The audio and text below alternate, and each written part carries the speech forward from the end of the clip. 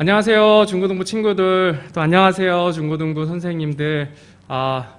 또 다시 이렇게 한 주가 지나고 저희 함께 또 예배 드리는 그런 시간이 되었어요. 또 이번 주에는 눈이 또 두 번이나 오고 또 하얗게 눈 내리는 걸 보니까 참 아름답기도 하지만 눈 치우는 데는 조금 힘들기도 했답니다. 어쨌든 너무 이 시간에 함께 모여서 예배드리지 못하는데 이제 그래도 기쁜 소식이 있어요. 좀 이따가 광고 시간에도 말씀드리겠지만 2월 1일부터는 저희가 이제 대면해서 함께 예배 드릴 수 있게 되었습니다. 얼마나 기쁜지 모르겠어요.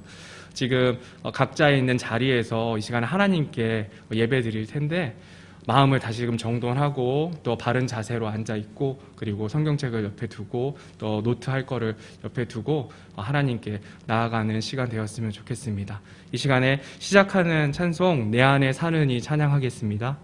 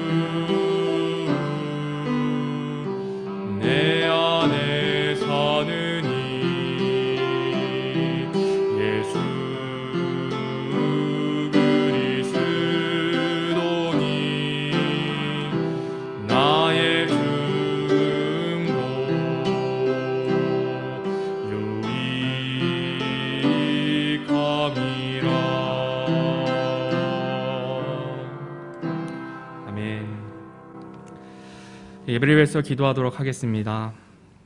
아버지 하나님 참 감사드립니다. 저희가 죄인 되었을 때에 저에게 독생자 예수 그리스도를 보내주시고 저희의 죄들로 인해 죽으시고 묻히셨다가 성경 기록대로 셋째 날에 부활하신 주님의 그 은혜에 날마다 감사드립니다. 아버지 하나님 그 은혜에 감사해서 저희가 이 시간에 각자에 있는 자리에서 하나님을 예배합니다. 또 하나님의 말씀을 듣습니다. 또 하나님을 찬양합니다. 아버지 하나님 우리의 마음을 붙들어 주시고 우리의 마음이 오직 하나님 한 분만 바라볼 수 있도록 인도하여 주옵소서. 아버지 하나님 코로나19가 계속해서 기승을 부리고 있어서 저희가 모이는데 참 어려움이 있습니다. 그리고 또 복음을 전하는데도 참 장애가 있습니다. 그럼에도 불구하고 저희가 위축되거나 동요하지 않고 하나님의 말씀 또 예배드리고 또 복음을 증거하는데 저희가 또 열심을 낼 수 있도록 주님 도와주옵소서. 아버지 하나님 이 시간 예배를 위해 기도합니다. 또 말씀을 위해 기도합니다. 박성철 집사님께서 말씀을 증거해 주실 때에 그 입술을 주장해 주시고 또 중고등부를 이끌어 나가실 때에 늘 영육간에 강건케 하여 주시고 저 지혜를 더하여 주옵소서. 이 시간에 암송을 해야 하는 이유에 대해서 말씀이 선포됩니다. 저희가 세상을 살아가는데 꼭 필요한 것이 말씀입니다. 아버지 하나님 그 말씀을 암송할 때 저희 또 깨닫게 하여 주시고 그 말씀으로 이 세상을 이기며 살아갈 수 있도록 주님 인도하여 주옵소서. 예배의 처음과 나중을 아버지 하나님께 의탁드립니다. 감사합니다. 예수님 이름으로 기도드렸습니다. 아멘. 다음 찬양은 사랑하는 나의 아버지 찬양하겠습니다.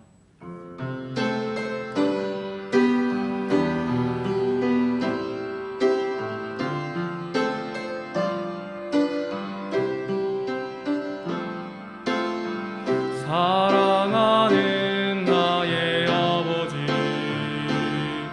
이름 높여드립니다. 주의 나라 찬양 속에 임하시니 능력의 주께 찬송하네. 전능하신 하나님 찬양, 언제나 동일하신 주. 전능하신 하나님 찬양, 영원히 다스리네. 사랑하는 나의 아버지, 이름 높여드립니다. 주의 나라 찬양 속에 임하시니 능력의 주께 찬송하네. 전능하신 하나님 찬양, 언제나 동일하신 주. 전능하신 하나님 찬양, 영원히 다스리네. 나 주의 이름 높이리, 나 주의 이름 높이리. 하늘 높이 올린 깃발처럼 주의 이름 높이리. 전능하신 하나님 찬양, 언제나 동일하신 주. 전능하신 하나님 찬양, 영원히 다스리네.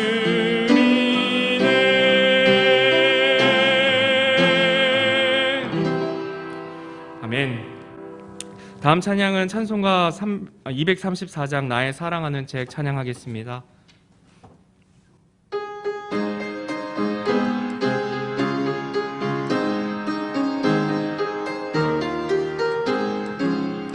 나의 사랑하는 책 비록 헤어졌으나 어머님의 무릎 위에 앉아서 재미있게 듣던 말 그때 일을 지금도 내가 잊지 않고 기억합니다. 귀하고 귀하다 우리 어머님이 들려주시던 재미있게 듣던 말 이 책 중에 있으니 이 성경심이 사랑합니다. 옛날 용맹스럽던 다니엘의 경험과 유대 임금 다윗 왕의 역사와 주의 선지 엘리야 병거 타고 하늘에 올라가던 일을 기억합니다. 귀하고 귀하다 우리 어머님이 들려주시던 재미있게 듣던 말 이 책 중에 있으니 이 성경심이 사랑합니다. 예수 세상 계실 때 많은 고생하시고 십자가에 달려 돌아가시니 어머님이 읽으며 눈물 많이 흘린 것 지금까지 내가 기억합니다.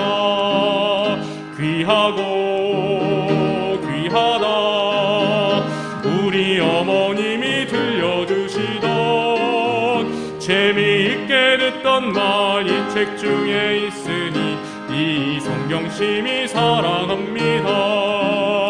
그때 일은 지나고 나의 눈에 환하오 어머님의 말씀 기억하면서 나도 시시때때로 성경 말씀 읽으며 주의 뜻을 따라 살려 합니다.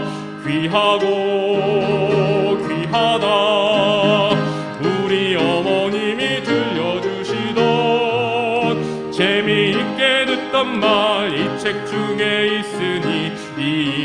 영심이 사랑합니다.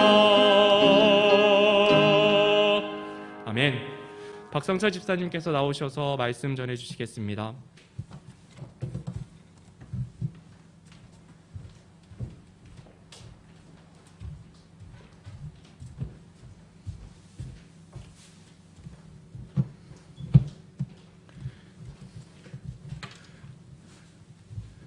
안녕하세요, 여러분들. 반갑습니다.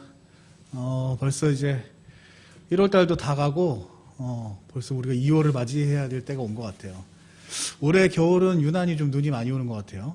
작년, 재작년에 그렇게 많이 안 왔는데 눈이 많이 와서 이제 눈이 온 거를 볼 때는 기분이 좋은 것 같아요. 이렇게 조용하고 고요하고 그렇게 이제 다 깨끗이 된 것 같아서. 근데 나중에 이제 눈이 좀 녹고 그리고 또 치워야 될 때 이럴 때는 또 힘든 것 같아요. 아무튼 눈이 많이 오고 있는데 눈 오는 것도 좋지만 여러분들 그 눈 때문에 사고 나지 않도록 또 우리 어르신들 특별히 눈길에 넘어지지 않고 또 눈을 치워야 하는 그런 또 형님들도 계세요. 그러니까 여러분들 그분들 위해서 많이 기도를 좀 해주시기 바랍니다. 우리 다음 주부터는 아까 김정민 선생님도 잠깐 말씀을 하셨는데 대면 예배를 드리려고 합니다. 그래서 2월 첫째 주부터는 우리가 대면 예배를 드린다라고 여러분들 이해하시면 되고 이 자리에 모여서 함께 예배 드리기로 했으니까 여러분들 와서 예배를 드렸으면 좋겠습니다. 물론 방역수칙 이런 거 철저히 지키면서 하니까 여러분들 안심하고 와도 좋을 것 같아요. 그리고 여러분들이 다 온다 해도 어차피 이 자리가 띄엄띄엄 다 앉을 수 있기 때문에 너무 걱정하지 않고 염려하지 않고 오셔도 될 것 같습니다. 그리고 다음 주에는 여러분들 오실 때 우리 선교헌금 드리는 주니까 선교헌금 준비하고 오시면 좋을 것 같고요. 그리고 선생님들이 여러분들 말씀을 예배 시간에 들을 때 좀 더 집중하고 그 다음에 말씀 읽는 거 이제 체크하고 하는 것들을 좀 더 쉽게 여러분들이 할 수 있도록 도와주기 위해서 말씀 노트를 지금 만들고 있어요. 그래서 그 말씀 노트가 보면 안에 이제 암송해야 되는 구절, 여러분들이 읽어야 되는 그 말씀들, 그리고 질문들, 그 다음에 오른쪽에는 이제 예배 때 들은 말씀들을 적는 그런 노트하는 그런 란이 있어요. 그래서 그거를 가지고 여러분들이 이제 우리 중고등부에서 하는 암송과 말씀 읽기와 예배 집중해서 듣기 이런 것들을 그 말씀 노트를 가지고 다 할 수가 있어요. 그래서 여러분들이 다음 주에 오면 그 말씀 노트를 다 이제 좀 드리려고 하고, 그리고 그 말씀 노트를 가지고 여러분들이 잘 이제 활용을 해서 거기다가 다 이제 질문도 하고 말씀도 잘 쓰고 하면 나중에 그 말씀 노트를 가지고 여러분들 또 시상을 할 거예요. 그래서 여러분들 상도 준비되어 있으니까 그것들을 잘 준비하는 그런 여러분들 됐으면 좋겠습니다. 또 활용을 또 많이 해줬으면 좋겠고요.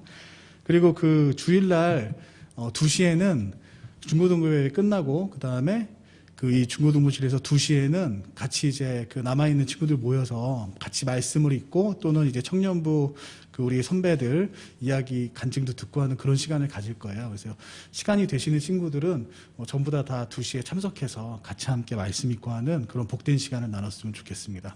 그리고 보이스톡으로 이제 하는 그런 말씀 읽기 하는 그런 모임도 있어요. 그래서 여러분들 시간이 되시면 그런 것도 다 참석을 해서 여러분들 삶 가운데 항상 말씀과 동행하는 최대한 말씀과 함께하는 그런 여러분들이 됐으면 좋겠습니다. 자, 이것으로 광고를 마치고 이제 하나님의 말씀을 듣는 시간을 갖도록 할게요. 오늘 하나님의 말씀은 요한복음 말씀인데 요한복음 14장 23절 24절 말씀입니다. 자, 요한복음 14장 23절 24절 말씀이에요.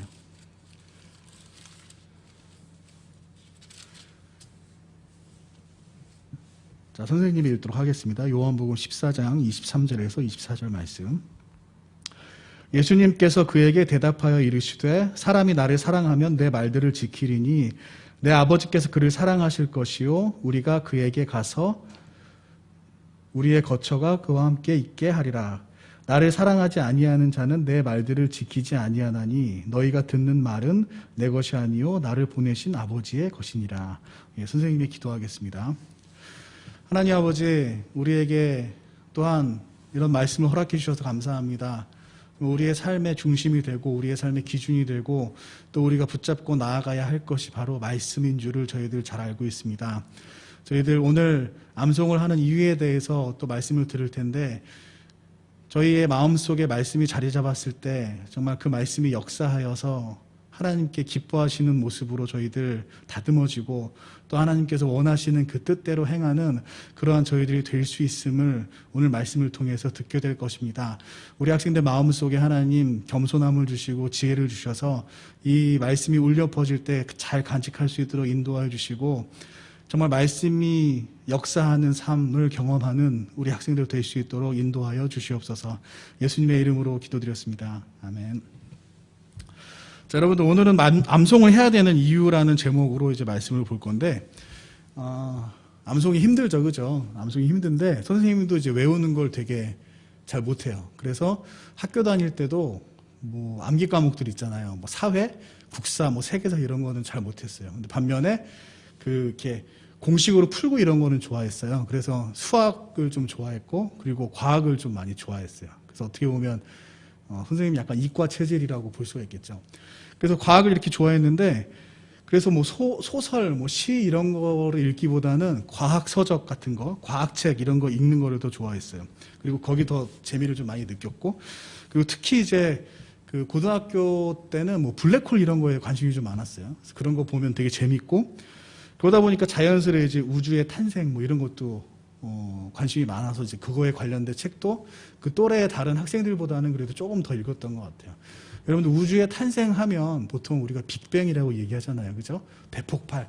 그래서 이 우주의 탄생은 어떤 한 점에서 그 점을 우리가 특이점이라고 부르는데 그 특이점이 폭발해서 이 우주가 그때부터 생겨나게 됐다. 그래서 그때부터 폭발해서 팽창하면서 아직도 이 우주는 팽창하고 있다. 이제 그런 것들을 이제 설명하는 그 우주 탄생에 대해서 설명하는 그 이론이 바로 빅뱅이라고 할 수가 있죠. 그죠? 그래서 학창 시절만큼은 아니지만 지금도 선생님은 그 과학 이쪽에 좀 관심이 많아서 뭐 진화론도 진화론이고 그다음에 이렇게 뭐 빅뱅이나 이런 관련된 그런 동영상을 유튜브를 통해서 이제 종종 보기도 해요. 자, 보통 하나님을 믿지 않는 사람들이 빅뱅 이론을 많이 믿죠. 그죠? 근데 이 빅뱅 이론이라는 게 뭐 여러분들 물론 학교에서도 좀 배울 거예요. 그리고 그 미디어에서 뭐 어떤 뭐 과학적인 다큐멘터리나 거의 이제 이 빅뱅이 사실인 것처럼 그렇게 그 이야기를 하고 있죠. 그죠? 근데 사실 이 빅뱅이라는 게 되게 황당한 그런 어떻게 보면 이론이에요. 그러니까 대폭발에 의해서 정말 순식간에 10의 마이너스 몇 초의 사이에서 이 우주가 갑자기 엄청나게 커졌다 뭐 이런 건데, 근데 그게 굉장히 황당하다 보니까 하나님을 믿지 않는 사람들 사이에서도 빅뱅을 믿지 않는 사람들을 우리가 종종 볼 수가 있어요. 그리고 그 빅뱅을 연구하는 그러한 과학자들조차도 이 빅뱅이 정말 완전한 이론이다. 진짜 절대적으로 맞다라고, 절대적으로 옳다라고 이야기는 못하고 있어요. 자, 여러분들 그 절대적으로 옳다라는 그 의미가 뭐냐면, 절대적으로 옳다라는 거는 뭐 언제 어디서나 시간과 장소를 구애받지 않고 또 어떤 상황에서나 항상 옳다라는 거를 우리가 절대적으로 옳다라고 이야기를 해요. 그래서 그걸 두 글자로 줄이면 우리가 진리라고 이야기하죠. 진리. 그래서 과학자들이 빅뱅을 많이 믿고 그것을 증명하려고 하지만 아직 진리라고 이야기하지 못하는 그런 이유가 있는데, 그게 왜냐하면 거기에는 어떻게 아직까지 설명하지 못하는 그런 어려운 난제가 있기 때문에 그래요. 그래서 그 어려운 난제를 해결해야 그것이 진리다라고 이야기를 그나마 할 수 있을 텐데, 그거를 못하기 때문에 과학자들이 아직까지 이야기를 하지 못하고 있다라는 겁니다. 그래서 내용이 조금 어렵게 가고 있지만 그래도 하면 보도록 할게요. 그러면 그 과학자들이 설명하기 어려워하는 그 난제가 무엇이냐, 그거를 설명하려면 이 자연계에 있는 4가지 힘에 대해서 우리가 먼저 이야기를 해볼 필요가 있어요. 아마 여러분들 그 중학교부터 고등학교까지 6년 동안의 교과 과정 속에서 아마 이 4가지 힘에 대해서는 언젠가는 한번 여러분들이 뭐 간단하게라도 듣거나 뭐 이과를 이제 선택한 친구들은 좀 더 깊게 보게 되겠죠. 그래서 언젠가 6년 중에는 한 번은 배우게 될 그런 힘인데, 자, 이 지구상의 모든 물질의 운동을 설명해주는 그러한 그 힘이 존재하는데, 그 힘을 4가지 힘이 있다라고 이야기를 해요. 이 4가지 힘이 이제 발견된 힘이죠, 그죠? 그리고 이 모든 이 세상의 운동은 이 4가지 힘으로 다 설명을 할 수가 있어요. 근데 이 4가지 힘이 뭐냐? 여러분들이 잘 아는 중력이 있고, 그 다음에 전자기력이 있고, 강한 핵력과 약한 핵력이 있어요. 그래서 뭐 전자기력 먼저 설명을 하면 전자기력은 뭐냐 하면 뭐 전기와 자기력, 뭐 자석, 전기 뭐 이런 힘이라고 여러분들 이해할 수 있겠죠. 근데 이게 생각보다 우리의 삶에 엄청나게 가까워요. 무슨 얘기냐? 우리가 이렇게 보고 하는 것도 다 전자기력 때문에 볼 수 있는 거고, 그리고 이렇게 뭐 만져서 촉각을 느끼잖아요. 이것도 다 전자기력 때문에 이제 느낄 수 있는 거예요. 여러분들 핸드폰 할 수 있는 것도 다 전자기력 때문에 할 수 있는 거고, 그 선생님이 지금 이제 목이 좀 타서 이렇게 물을 마시면은 이 갈증이 해소되고 이 몸속에 이제 막 영양분이 퍼지고 하는 것도 사실은 다 전자기력 때문에 이게 생길 수 있는 거예요. 그러니까 엄청나게 우리 삶에 그 밀접한 연관이 있는 거죠. 그리고 중력도 많이 들어갔죠. 그죠? 뭐 뉴턴이 사과 떨어지는 거. 중력은 우리가 지구상에서 땅으로 이제 밟고 이렇게 설 수 있는, 이렇게 공중에 뜨지 않고 이렇게 지구상에서 바닥에 서서 할 수 있는 그러한 힘을 설명을 해요. 그리고 강한 행력, 약한 행력은 뭐냐? 이거는 그 좀 어려운 개념이에요. 그래서 그냥 원자 단위의 작은 세계에서 발생하는 힘이다. 그런 정도만 여러분들 좀 이해하고 넘어가면 될 것 같아요. 그래서 이렇게 네 가지 힘이 존재를 하는데, 근데 이 그 네 가지 힘이 이 세상에서 존재를 하는데, 아까 빅뱅이라는 게 결국에 그 한 점, 특이점이라는 곳에서 폭발을 통해서 발생이 했다라고 했잖아요. 그러면은 빅뱅 이론에 의하면 그 폭발에 의해서, 한 점에서 폭발에 의해서 그 과정 속에서 생긴 게 시간과 공간이 생겨나고, 그리고 그 가운데 그 하나로 뭉쳐있던 힘이 네 가지로 갈래를 져서 네 가지 힘으로 분리가 되고, 그 네 가지 힘을 바탕으로 원자도 생기고 뭐 이러한 물질들이 생기고, 그래서 이 물질 세계가 결국에 만들어졌다라고 하는 게 이제 빅뱅 이론이에요. 그래서 결국에는 이 세상의 모든 것들이 한 점에서 출발을 했기 때문에 저 네 가지 힘도 결국에는 한 점에서 출발했고, 그 네 가지 힘도 결국에는 하나로 뭉쳐 있었다. 한 가지 힘이었다라고 이제 설명을 하는 거죠. 자, 그러면 과학자들이 지금 하려고 하는 게 뭐냐 하면 저 네 가지 힘을 통일하는, 저 네 가지의 힘을 모두 설명하는 공식을 찾으려고 하는 게 지금 현재 과학자들이 노력을 하는 거예요. 그래서 중력을 설명하는 공식도 있고, 전자기력 설명하는 것도 있고, 약한 행력, 강한 행력 설명하는 공식들도 있는데, 그 네 개를 통합적으로 한꺼번에 다 뭉쳐서 한 번에 네 가지 힘을 다 설명할 수 있는, 그러한 모든 것을 설명할 수 있는 그런 원리, 모든 것을 설명할 수 있는 그 통합적인 그런 공식, 그러한 것들을 발견하려고 지금 과학자들이 굉장히 노력을 하고 있어요. 그래서 엄청난 노력 덕분에 중력을 빼고 나머지 세 개의 힘을 통합하는 데는 성공을 했는데, 지금 중력만은 통합을 못하고 있어요. 중력만 통합하는 순간 그 모든 공식들이 다 어그러지고 설명이 안 되는 거죠. 그죠? 그래서 지금 역사상 가장 천재라고 했던 아인슈타인도 저기에 도전했다 실패를 했고, 아인슈타인 이후에 가장 천재라고 했던 스티븐 호킹 박사도 저기에 도전을 했다가 실패를 했죠. 지금 아직도 저거는 이제 진행 중인 그런 얘기예요. 자, 저가 네 가지 힘이 결국에 통합되지 않는 이상 빅뱅은 진리다라고 이야기를 할 수 없는 거죠. 그죠? 그리고 저기에는 이제 그 또 한 가지 중요한 이유가 있는데, 과학자들이 왜 이렇게 저거를 통일하려고 하냐. 뭐 우리가 남북한 통일하는 게 우리 소원이라고 하잖아요. 근데 그런 것도 아닌데 왜 저렇게 네 개의 힘을 통일하려고 과학자들이 노력을 하냐. 자, 그건 왜 그러냐 하면, 저게 통합되지 않으면 각자 그 네 가지 발견한 그 공식들 있잖아요. 중력, 전자기력, 뭐 약한 행력, 강한 행력. 이것도 이게 정말 진리일까? 절대적으로 옳을까? 이야기할 수 없다라는 거예요.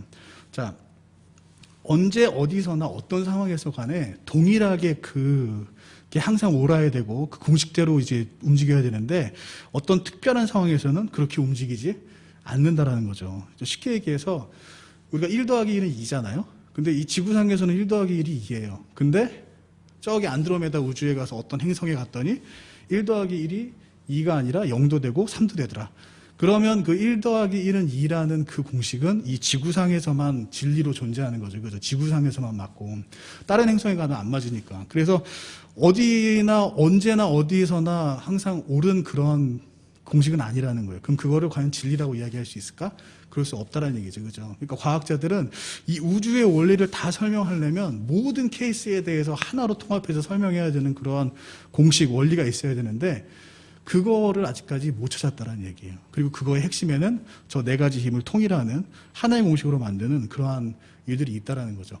이걸 조금만 더 쉽게 설명하면, 다음 장에 보면 우리 여러분들 그 드라마, 영화 보면 이렇게 펜던트를 반으로 딱 쪼개서 어떤 뭐 연인이 헤어질 때 딱 쪼개서 이거 하나 주고, 자, 이게 우리가 서로 사랑했던 증표하고 이제 서로 하나씩 갖고 헤어지죠, 그죠? 그리고 나중에 시간이 지나서 이제 한쪽이 죽어, 한쪽 이제 뭐 남자든 여자든 이제 죽게 됐어요. 그럼 그 자녀가 나중에 이제 다른 사람들, 다른 한 연인 찾아서 왔는데 그 증표를 보여주면서 이게 딱 맞는 걸 보고 아, 네가 사랑했던 그 여인의 자녀구나. 뭐 이렇게 해서 뭐 서로 찾게 되고 뭐 그런 게 있잖아요. 그러니까 이렇게 펜던트를 쪼개서 나눠 가졌다가 다시 찾을 때 이거 맞추잖아, 그지? 그러면 이게 쪼개진 걸 다시 맞췄을 때 그때 이게 딱 서로 합이 딱 맞아야 아, 이게 원래 하나였구나라는 걸 아는 거잖아요, 그죠? 근데 쪼개진 거를 다시 합했는데 막 안 맞아. 모양이 안 맞아. 그러면 둘 중에 하나죠. 그죠? 원래 이 펜던트가 하나가 아니었던 거든가 아니면, 이게 서로 하나에서 쪼개진 펜던트가 아니었던 거든가. 예, 그렇게 둘 중에 하나일 거예요. 그죠? 그래서 마찬가지로 하나의 그 빅뱅이라는 하나의 점에서 네 가지 힘이 쪼개져서 나왔다고 하면 그걸 다시 합할 수 있어야 결국에 빅뱅이라는 한 점에서 출발했다라고 이야기를 할 수 있다라는 거예요. 그리고 또는 이 서로 쪼개져서 나온 게 합해져야 그래야 이 각각 서로 쪼개진 것이 다 진짜다. 진리다. 중력도 진리고 전자기력도 진리고 강한 능력, 약한 능력 다 진리다. 과학자들이 지금까지 발견해온 이 과학적으로 위대하게 설명한 이 공식들 이러한 것이 진리다라고 비로소 증명이 되기 때문에 그래서 과학자들이 그렇게 노력을 해서 이 통일될 원리를 찾으려고 하는 거예요. 자, 그런데 이런 그 모든 것을 통합하는 공식을 발견하고 싶었던 거는 현대에만 있었던 건 아니에요. 과거에도 한 2000년 전에도 똑같이 이 세상을 구성하는 그러한 그 원리를 찾고 싶어하는 사람들이 있었어요. 그래서 그 당시에 소위 지식인들, 지금은 보통 뭐 지식인들하고 과학자 얘기 많이 하는데 그 당시에 소위 지식인들 하면 철학자들이 많았어요. 철학자. 그래서 그 당시에 내노라 하는 철학자들이 전부 다 뭘 찾기를 원했냐 하면 이 세상을 정말 설명할 수 있는 하나의 원리, 정말 이 세상을 통합해서 말할 수 있는, 설명할 수 있는 그러한 공식, 법칙, 하나의 법칙 뭐 이런 것들을 찾고자 갈구를 했어요. 그래서 어떤 사람은 이 세상은 네 가지 원소로 돼 있다. 그래서 뭐 물과 불과 흙과 공기로 구성되어 있다. 이야기하는 사람도 있고, 여러분들이 잘 아는 피타고라스 정리 잘 알죠, 그죠? 그 피타고라스 정리를 만든 피타고라스는 이 세상의 모든 만물은 다 수로 되어 있다. 숫자로 되어 있다. 뭐 이렇게 이야기를 하기도 했어요. 근데 그 요한이 이제 요한복음 기록할 그 당시에도 똑같이 이 세상이 도대체 하나의 원리가 있을 것 같은데 그 하나의 원리가 도대체 뭐냐. 이런 것들을 사람들이 찾기를 원했었고 그 하나의 원리, 그거를 뭐라고 불렀냐 하면 지금 여러분들이 지금 화면에서 보는 로고스. 저 로고스라는 단어를 사용해서 사람들이 그 로고스를 찾기를 원했어요. 즉, 로고스, 하나의 원리, 이 세상을 설명하는 그 통합된 하나의 원리가 있는데 그걸 사람들이 로고스라고 불렀고 그리고 그 로고스를 찾기 위해서 엄청나게 노력을 많이 했다라는 거죠. 자, 로고스라는 거는 저거는 그 고대 그리스 말이에요. 헬라어예요. 근데 저게 이제 영어로 치면 저게 이제 변형이 돼서 영어에 로직이라는 말 여러분들 들어봤죠. 로직. 그 로직의 어원이 되는 그런 말이기도 해요. 그래서 뭐 이성, 어떻게 보면 논리, 타당성, 뭐 이런 것들을 설명하는 그런 단어죠. 그죠? 그런 뜻이 있는 단어죠. 자, 근데 우리가 요한복음 1장을 한번 볼게요. 요한복음 1장 1절 말씀을 보면 이런 말씀이 있어요. 처음에 말씀이 계셨고 말씀이 하나님과 함께 계셨으며 말씀이 하나님이셨더라. 이 말씀이 영어 성경으로 보면 word라고 되어 있어요. the word 이렇게 되어 있는데 근데 이게 그 헬라어 원문 성경을 보면 이 말씀이 바로 로고스라고 써 있다는 얘기예요. 로고스. 그래서 그 로고스라는 말로 읽으면 처음에 로고스가 계셨고 로고스가 하나님과 함께 계셨으며 로고스가 하나님이셨더라. 자, 그렇게 이야기를 하고 있는 거죠. 그죠? 그래서 이걸 보면 어떻게 보면 굉장히 놀라워요. 그리고 14절에 보면 말씀이 육신이 되어 우리 가운데 거하심에 예수님께서 이 땅에 육신을 입고 오셨는데 그 예수님이 뭐다? 말씀이라고 이야기를 하고 있는 거죠. 그죠? 즉 로고스가 육신이 돼서 오신 분이 있는데 그분이 바로 예수님이다 라고 요한이 이야기를 하고 있는 거예요. 그러면 이 요한복음 1장에서 이야기하고 있는 게 결국에 뭐예요? 그 세상을 통합해서 설명하는 그 원리를 찾는 그런 지식인들, 철학자들에게 요한이 이야기하는 게 지금 이제 뭐라는 거예요? 자, 너희들이 그렇게 열심히 이 세상을 설명하는 원리가 뭔지 궁금해하고 그것을 찾고자 하고 그것을 로고스라고 이름을 붙인 다음에 그 로고스를 찾으려고 그렇게 여러분들이 노력을 하는데 결국에 그 로고스가 뭐냐? 맞다. 너희들이 찾고자 하는 그 로고스가 존재한다. 그 존재하는 로고스가 있는데 그 존재하는 로고스가 결국 뭐냐? 하나님이다라고 이야기를 하는 거예요. 그리고 그 하나님이 육신을 입고 오신 분이 있는데 바로 예수님이다. 그래서 너희들이 그 궁극적으로 찾고자 하는 이 세상의 모든 원리, 모든 이러한 현상들을 설명하는 모든 것의 근원이 되는 그 이론을 찾고자 하고 원리를 찾고자 하는데 그게 바로 뭐다? 그 로고스가 바로 하나님이다. 즉 너희들이 그렇게 여러분들이 이 세상의 그런 것들을 이제 추구하고 이 세상에서 어떤 원리를 찾고자 하는데 스스로 찾으려고 그렇게 노력을 하는데 그런데 그것이 진짜 존재한다. 스스로 찾으려고 하는 그게 존재한다. 그게 바로 하나님이다. 그래서 너희들이 정말 그렇게 세상이 돌아가는 원리를 알고 싶으면 어떻게 해라? 하나님을 만나라라고 하는 거예요. 예수님을 만나라. 여러분들이 예수님을 만나지 않는 이상, 하나님을 만나지 않는 이상 그렇게 여러분들이 갖고자 하는 세상의 모든 것을 설명하는 그 원리, 로고스는 여러분들이 발견할 수 없다라는 거를 요한이 이야기를 하고 있는 겁니다. 자, 여러분들 이제 2000년의 시간이 흘렀죠. 그죠? 요한이 2000년 전에 이렇게 그 철학자들에게 이렇게 로고스가 무엇인지 알려주고 외쳤어요. 이런 외침이 있었는데 그런데 아직도 사람들은 어때요? 아직도 저 로고스를 찾기 위해서 그렇게 노력을 많이 하죠. 그죠? 2000년 전에 철학자들이 노력을 했다면, 2000년 전에 철학으로 그걸 찾으려고 노력을 했다면, 단지 지금 바뀐 건 뭐냐? 저 로고스를 찾는데 과학을 이용한다는 것 뿐이에요. 과학자들이 저 로고스를 찾으려고 엄청나게 노력하고 있다는 거죠. 단지 철학이 과학으로 바뀌었을 뿐 2000년 전이나 지금이나 마찬가지로 소위 지식인들이라 하는 사람들은 저 로고스를 찾기에 혈안이 돼 있다는 겁니다. 자, 물론 지금 이 과학은 지금까지 인류 역사상 어느 때보다도 사실 진리에 굉장히 가까이 가 있어요. 정말 많은 것을 발견해냈죠. 그죠? 4가지 힘을 발견을 했고 그 4가지 각각을 정말 진리에 가깝게 공식으로 만들어서 증명을 하고 있어요. 그리고 그 4개 중에 3가지 힘을 벌써 통일했어요. 중력 하나만 남겨놓고 있죠. 어떻게 보면 정말 저 로고스를 찾는데 정말 그 어느 때보다도 가까이 가 있다라고 이야기할 수 있는 그런 상황이에요. 근데 이러한 상황이지만 요한복음은 여전히 무엇라고 이야기를 하느냐? 여전히 저 로고스는 하나님이다라고 이야기를 해요.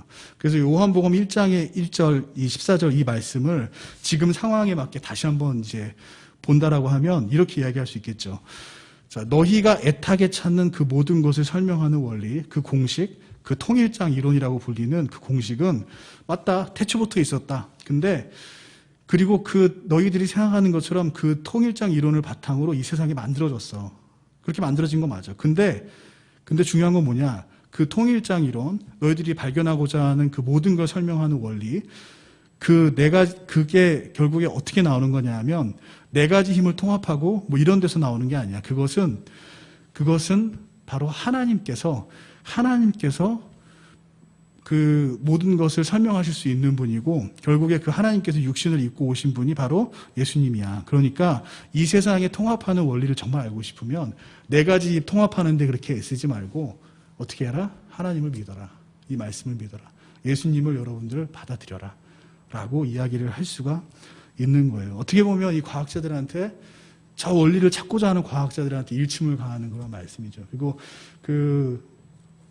사실 정말 과학을 좋아하는 선생님같이 과학을 좋아하는 그리스도인들에게도 정말 놀라운 어떻게 보면 감동을 주는 그런 말씀인 것 같아요.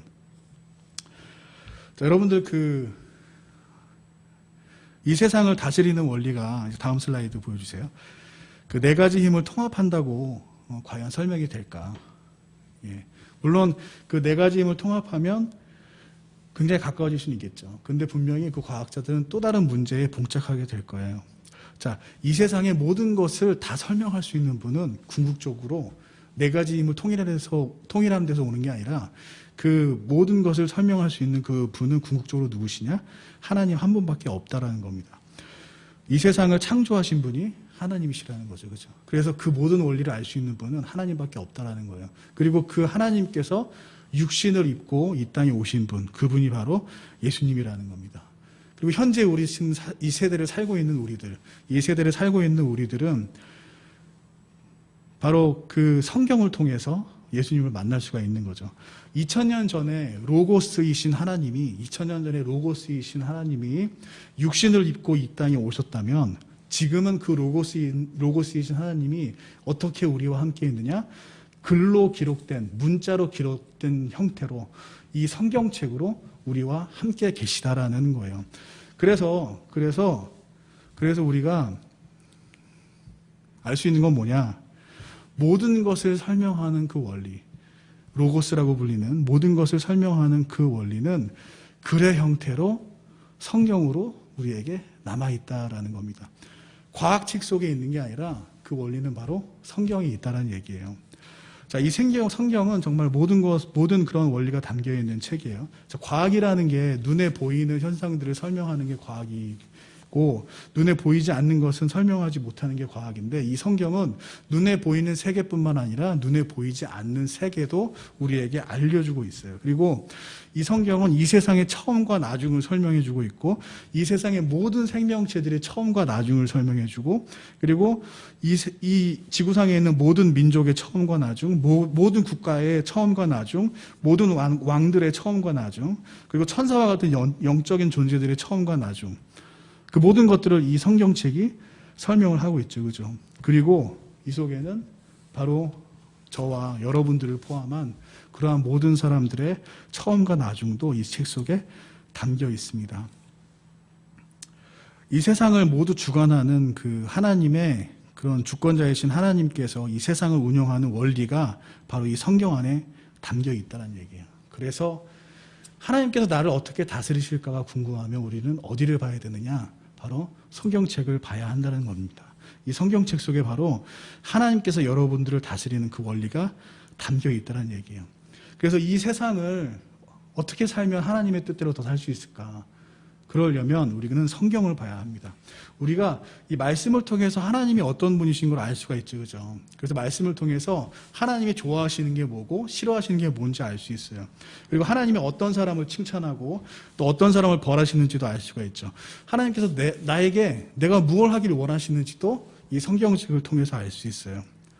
우리가 내 인생에 하나님께서 나에게 원하시는 게 뭘까를 생각하면서 내 인생의 목표, 내 인생의 우선순위를 둬야 되는 게 뭘까? 내가 어떻게 하면 하나님께서 기뻐하실까? 이런 것들이 다 성경에 나와 있다는 거예요. 우리가 재물을 바라볼 때 어떠한 시각으로 재물을 바라봐야 될까? 우리가 명예를 추구하게 된다면 그 명예에 대해서 우리가 어떤 시각으로 바라봐야 될까? 이 세상에 대해서, 이 세상의 음악들에 대해서, 이 세상의 즐거움에 대해서 우리가 어떤 자세를 취해야 될까? 그러한 모든 것들이 다 성경 안에, 그 원리들이 성경 안에 기록되어 있다는 겁니다. 우리가 구원받았다면 당연히 하나님께서 기뻐하시는 걸 해야 되겠죠. 자, 우리가 하나님께서 좋아하시는 거, 기뻐하시는 거 성경을 보면 알 수가 있어요. 그러면 이 성경을 통해서 알게 됐는데 그러면 그것을 해야 될까 말아야 될까?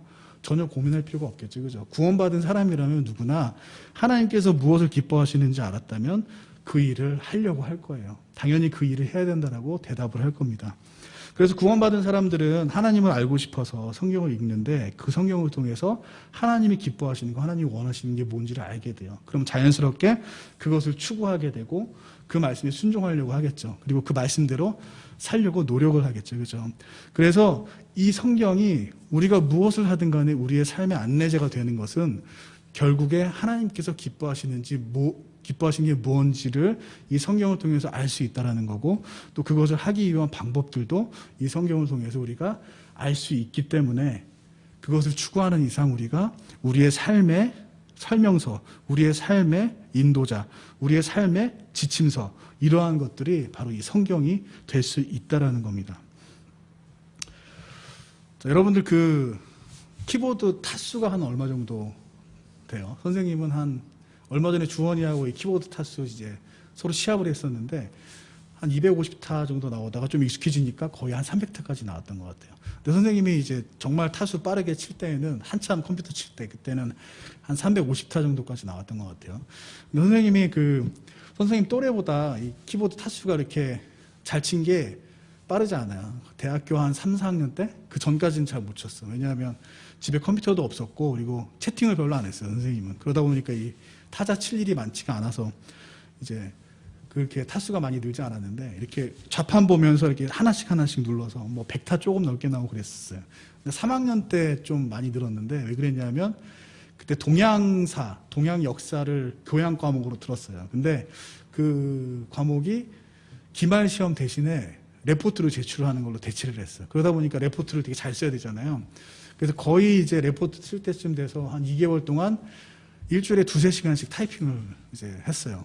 그렇게 꾸준하게 이제 하루에 2-3시간씩 계속 타이핑을 하다 보니까 한 2달 하니까는 이제 뭐 외우려고 한 것도 아닌데 좌판이 그냥 어떻게 보면 다 보고 치다 보니까 계속 외워지고 그리고 뭐 어떤 좌판을 또 외우기도 했죠. 그죠? 그리고 이 치다 보니까 익숙해지다 보니까 그때 한 350타 정도 이렇게 갑자기 확 늘었던 것 같아요. 자, 이 타수 얘기를 왜 하냐면 우리가 이렇게 잘 치려면 키보드를 안 보고 잘 치려면 결국에 해야 되는 과정들이 있죠. 그죠? 처음에는 이 좌판에 그 글자가 기역이 어디고 니은이 어디고 뭐 아가 어디 있고 야가 어디 있고 이거를 좌판을 처음에 머릿속에 외워야 되겠죠. 그죠? 그리고 그 외운 걸 바탕으로 안 보고 치는 연습을 계속 이제 해야 되죠. 그죠? 그리고 안 보는 치는 연습을 이제 하다가 보면 처음에 이제 눈으로 보면서 막 칠 때는 사실 한 100타 조금 넘기기도 힘들어요. 근데 요게 이제 좀 익숙해져서 안 보고 칠 때 되면 한 150, 200타 가까이 가다가 근데 이제 머릿속으로 좌판을 이제 생각 안 하고 문장을 딱 들으면 아, 기억 위치가 여기 있지 이런 생각 없이 그냥 반사적으로 탁 치게 되는 그런 단계가 오겠죠. 그죠? 근데 그렇게 되면 진짜 눈에 보는 대로 듣는 대로 막 반사적으로 치는 거예요. 머릿속으로 생각도 안 하고. 그러다 보면 이제 300타 이상 넘어가고 뭐 이렇게 되는 거죠. 그죠? 그래서 이렇게 뭔가 익숙해지게 하려면 처음에 배우는 그런 과정이 필요하고 그거를 머릿속에 외우는 과정이 필요해요. 그리고 그것을 연습하는 과정이 필요하죠. 그죠? 그리고 그 연습을 많이 하다 보면 결국에 몸에 익어서 내가 그 좌판을 막 일일이 기억하지 않아도 몸이 먼저 반응해서 막 치는 그런 단계까지 가게 되는 거예요. 그리고 이와 비슷한 거를 또 하나만 더 얘기하면 선생님이 기타를 이제 배울 때 거의 독학으로 배웠어요. 누구한테 배운 게 아니라 혼자 이렇게 많이 배웠는데 이 기타는 이제 왼손으로 코드를 잡죠. 그죠? 그리고 오른손으로 이렇게 연주를 해요. 근데 이 코드를 보고 뭐 C 코드가 있고 악보에 D 코드가 있고 하면 그 코드를 손가락으로 이렇게 집어야 되잖아요. 그래서 그 코드를 이 짚는 법을 이걸 이제 외워야 돼요. 뭐 C는 이렇게 짚고 G는 이렇게 짚고 이렇게 외워야 되는데 처음에는 이렇게 외우고 보고 치다 보니까 보고 손가락 잡고 치고 보고 손가락 잡고 치고 이러니까 연주가 매끄럽게 이어지지가 않아요. 그죠? 자꾸 끊기게 되고 근데 이 외운 거를 누르면서 연습을 하다가 이제 그 다음부터는 이 손가락이 이 코드만 보면 머릿속 굳이 건치지 않고 바로바로 손가락이 코드를 잡게 되겠지. 그죠? 그리고 손으로 막 박자에 맞춰서 막 이렇게 그 연주를 하다 보면 어느 순간부터 이제 매끄럽게 끊기지 않고 아무리 빠른 곡도 이 기타로 연주할 수 있는 그런 실력까지 이제 가게 될 거예요. 그래서 보면 이 아까 그 키보드 타이핑으로 칠 때와 마찬가지로 이 기타도 잘하고 잘 치기 위해서는 먼저 그 코드를 보고 외우는 작업이 필요해요. 그리고 외우고 나서 반복적으로 작업하는 게 필요하죠. 그죠? 그래서 기타를 잘 치는 사람들은 머릿속에서 뭐 코드 생각하고 이렇게 치지 않아요. 그죠? 그냥 느낌대로 몸이 먼저 반응을 하는 거야. 이 손가락이. 그치? 왜냐하면 그게 너무나 익숙해져 있으니까. 그래서 그러한 단계까지 가려고 하려면 어떻게 해야 되느냐. 먼저 머리를 외우고 그것을 연습해서 내 몸에 익숙하게 만들어야 된다는 얘기예요. 우리가 말씀을 보는 것도 똑같아요. 우리가 암송을 하는 이유도 똑같습니다. 우리가 하나님의 뜻에 맞게 살아야 되겠다라고 생각을 하지만 하나님의 뜻에 맞게 살아야 되겠다라고 생각만 한다고 그렇게 생각만 한다고 우리가 하나님의 뜻에 맞게 살 수가 있느냐. 그렇지는 않겠죠. 그죠? 우리가 하나님의 뜻에 맞게 살려면 먼저 어떻게 해야 돼요? 당연히 말씀을 먼저 봐야 돼요. 그리고 그 말씀이 어떻게 해요? 내 머릿속에 들어와 있어야 돼요. 그리고 그 머릿속에 들어온 그 말씀을 자꾸 내 삶에 가슴속으로 내려서 내 삶에 자꾸 적용하려고 노력을 해야 돼요. 그리고 그 말씀을 내 삶에 자꾸 적용해서 노력하다 보면 그 말씀이 마음속에 자리 잡은 말씀이 어느새 마음속에서 싹 녹아서 진짜 나하고 일체가 되는 거예요. 내 안에서 그 말씀이 내재화가 되는 거죠. 그죠? 그러면 그 말씀이 이 마음 속에서 진리로서 자리 잡게 되고 이 말씀이라는 게 운동력이 있어요. 그 힘이 있어요. 그래서 그 말씀이 자꾸 나를 움직이게 돼요. 그러면 나도 모르게 그 말씀대로 이 생활하는 그러한 사람이 되는 거죠. 그래서 말씀을 외우고 그것을 자꾸 그 말씀을 내 삶에 적용하려고 노력하다 보면 그 말씀이 어느새 내 마음속에 자리 잡게 되고 그러면 굳이 머리를 거치지 않아도 어때요? 내 마음에 하나님께서 주시는 그 마음의 감동대로 살다 보면 말씀대로 살게 되는 그런 삶을 살게 되는 거죠. 그죠? 이러한 걸 우리가 성화 과정이라고 또 얘기를 해요. 요한복음 14장 23절 오늘 본문 말씀을 다시 한번 볼게요. 요한복음 14장 23절. 자, 이 말씀을 보니까 예수님께서 그에게 대답하여 이르시되 사람이 나를 사랑하면 내 말들을 지키리니 내 아버지께서 그를 사랑하실 것이요 라고 말씀을 하고 있어요. 여기서 보니까 사랑하면 예수님이 어떻다고요? 너희들이 나를 사랑하면 너희는 내 말을 지켜라. 자, 지킨다. 이 지킨다의 영어 단어가 뭔지 아세요? keep이라고 되어 있어요. keep. 내 말을 지켜라. keep my words라고 예수님께서 이야기를 하고 있어요. keep. 여러분들 keep 뜻이 뭔가요? K-E-E-P. keep. 이 keep의 뜻은 뭐냐면 그 말씀을 내 안에 지키고 소유하라는 얘기죠. 그죠? 그리고 그 상태 그대로 유지하고 그 가지고 있으라는 얘기예요.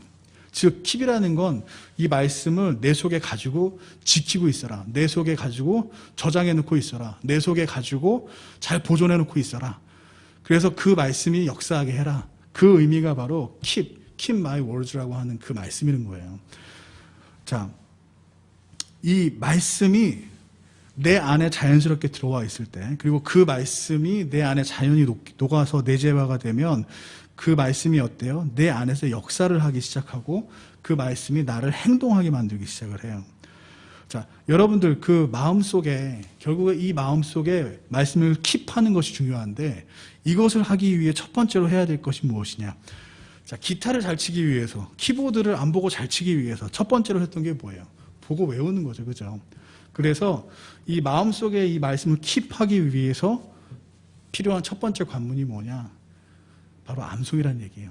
당연히 말씀 봐야죠. 당연히 말씀 보고 그 다음에 이 말씀을 일단은 머릿속에 가슴속에 바로 넣을 수 없기 때문에 일단은 머릿속에 먼저 이 말씀을 넣어야 된다는 얘기입니다.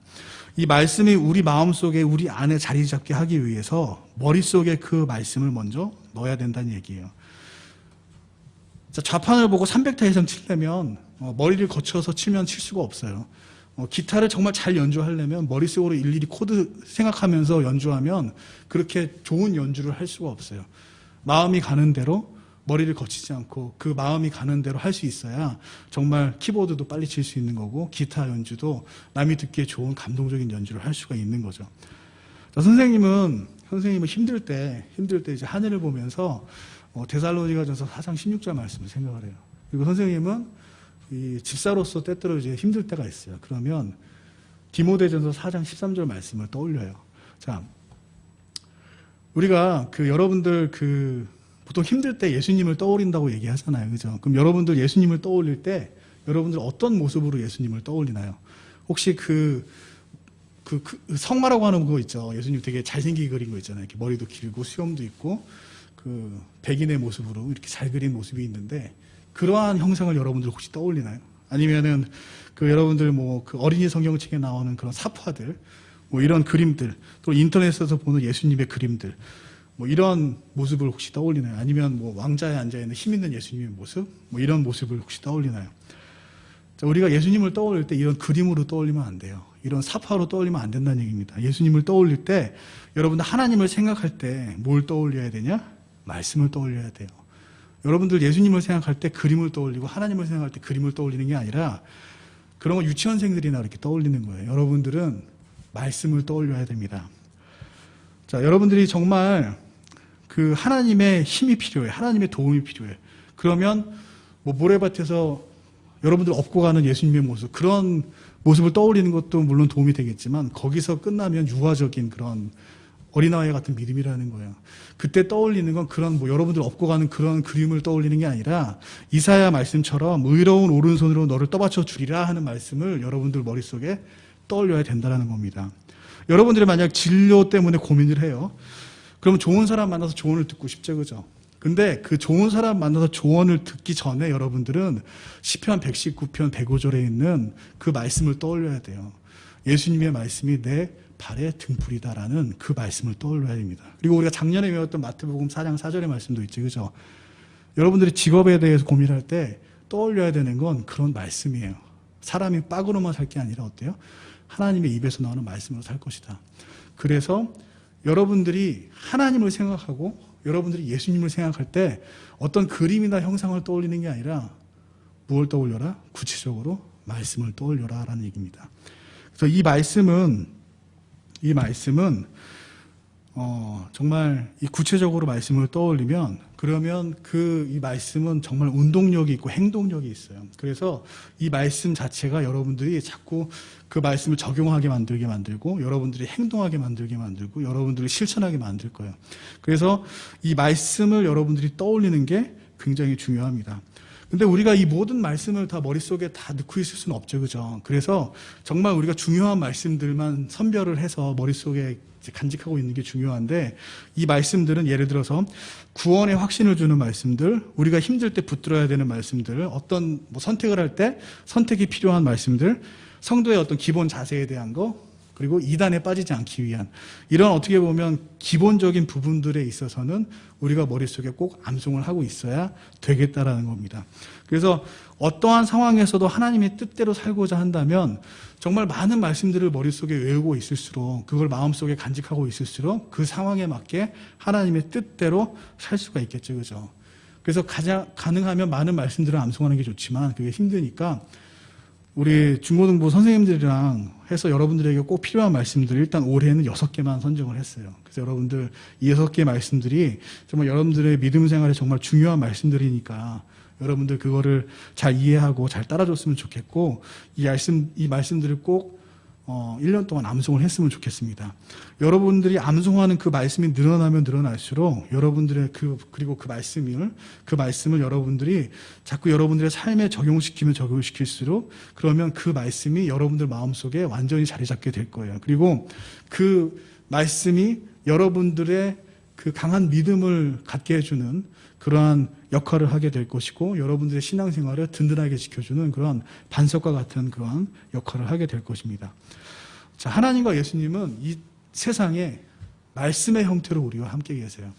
여러분들의 상상력이나 여러분들이 어떤 그림을 떠올리는 그러한 모습으로 나타나신 게 아니라 이 성경책, 이 글로 된 성경책, 이 말씀의 모습으로 우리에게 나타나셨다는 겁니다. 그래서 우리가 하나님을 떠올릴 때, 예수님을 떠올릴 때 그림이나 사파가 아니라 바로 이 말씀으로 예수님과 하나님을 떠올려야 된다는 거예요. 이 말씀은 실체가 있어요, 그죠? 눈에 보이는 실체가 있죠, 그죠? 그리고 이 말씀은 아까도 얘기했지만 운동력이 있어요. 그리고 이 말씀은 굉장히 구체적이에요. 그래서 실질적으로 우리의 삶에 도움이 됩니다. 여러분들 이 말씀을 꼭 머릿속에 암송을 하고 그리고 그 삶 가운데 실천을 하면서 얻게 되는 경험들이 있을 거예요. 그럼 여러분들 하나님을 생각할 때 그 말씀하고 그 경험들을 떠올리기를 바랍니다. 그리고 그러한 것들이 점점 축적되고 점점 쌓여나갈 때 정말 나의 삶의 작은 한 부분이 아니라 많은 영역에 있어서 하나님의 뜻대로 하나님께서 원하시는 대로 여러분들이 그러한 바른 모습으로 살 수 있게 될 거예요. 자, 2021년이 끝났을 때 이제 여러분들 더 이상 예수님 떠올릴 때 그 머리 길고 그렇게 그림으로 떠올리는 그런 여러분들 안 됐으면 좋겠습니다. 하나님을 떠올릴 때 뭐 흰 수염 입고 이렇게 강한 그런 모습으로 그림과 사파에 나오는 그런 모습으로 안 떠올렸으면 좋겠어요. 2021년이 끝나면 여러분들 말씀으로 예수님을 떠올리고 말씀으로 하나님을 떠올리는 그런 여러분들이 됐으면 좋겠습니다. 그리고 이 말씀들을 여러분들 마음속에 킵해서 간직해서 그것들을 적용시켜 나갈 때 그 말씀이 역사하는 경험들을 여러분들이 축적하게 되면 그러면 여러분들은 분명 하나님께서 보시기에 그리고 누가 봐도 정말 멋진 그런 그리스도인 청소년이 될 거예요. 자, 그 시작이 결국 무엇에서 시작이 되느냐? 바로 암송에서 시작이 됩니다. 그게 바로 우리가 암송을 해야 되는 이유예요. 자, 다 같이 2021년에 열심히 암송하기를 바랍니다. 선생님이 기도하겠습니다. 하나님 감사합니다. 또 오늘 이 예배 시간을 통해서 정말 하나님의 말씀을 암송해야 됨을 저희들 다시 한번 깨닫게 되었습니다. 정말 이 말씀을 우리 마음속에 가지고 지켜야 한다는 그 말씀을 저희들 이 시간에 기억하길 원합니다. 이 세상 살아가면서 정말 우리들이 하나님의 뜻대로 하나님의 기뻐하시는 모습대로 하지 못할 때가 많이 있는데 정말 그때 무엇보다도 말씀을 지키고 있었다면 저희들이 그 말씀을 기억했다면 그리고 그 말씀대로 실천하려고 노력했다면 저희들 그때 그렇게 부끄러운 모습을 보이지 않았을 것 같습니다.